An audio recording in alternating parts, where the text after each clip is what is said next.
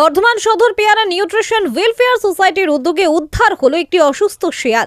সংস্থার কাছে সগড়ায় গ্রাম পঞ্চায়েতের জুবিলা গ্রাম থেকে তপনেন্দু মজুমদার একটি অসুস্থ শেয়াল গ্রামে ঢুকে পড়ার খবর দেন এবং জানান কিছু গ্রামবাসীও কুকুর শিয়ালটিকে উত্ত্যক্ত করছে।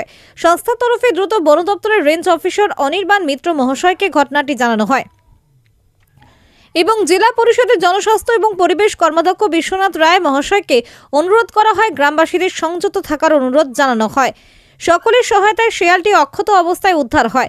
এরপরে আনন্দে কান্নায় ভেঙে পড়েন তপন বাবু। তিনি জানান, একটি অবলা প্রাণ রক্ষা পেল, এটাই আমার আনন্দ।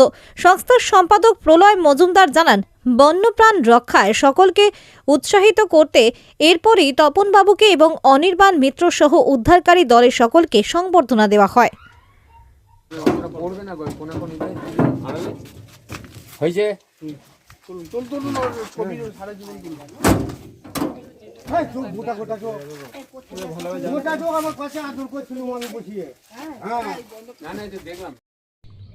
আজকে আমাদের সগড়াই গ্রাম পঞ্চায়েতে জুবিলা গ্রামে একটি শিয়াল অসুস্থ হয়ে একদম গ্রামের মধ্যে ঢুকে পড়েছিল।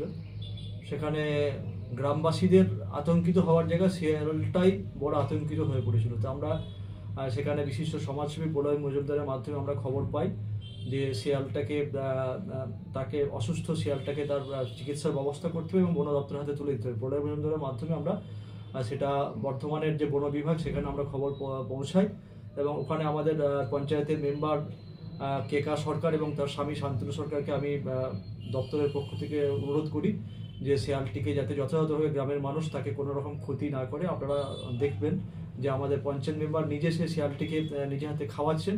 তা এই মুহূর্তে বর্তমান বন বিভাগ তারা সে শিয়ালটিকে তারা উদ্ধার করেছেন এবং সেখানে গিয়ে তার চিকিৎসা ব্যবস্থা করে স্বাভাবিক অবস্থায় তাকে আবার তাদের যে বাসস্থান সেখানে ছেড়ে দেওয়ার উদ্যোগ গ্রহণ করা হবে।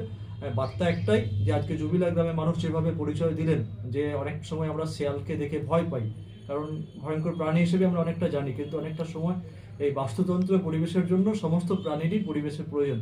তাই আপনাদের মাধ্যমে একটাই বার্তা পৌঁছাবো, যখন এই ধরনের কোনো প্রাণী গ্রামে হঠাৎ করে অসুস্থ হয়ে পৌঁছে যাবে, সেই প্রাণীকে আপনারা কোনো রকমভাবে তার উপর অত্যাচার বা তাকে মেরে না দিয়ে আপনারা বন বিভাগের কাছে যোগাযোগ করবেন, যাতে সেই প্রাণীটাকে আমরা একদম তাদের যে বাসস্থান পরিবেশ এবং বাস্তুতন্ত্রের জন্য তাদেরকে পরিবেশে ফিরে দেওয়াটাই যথাযথ কাজ।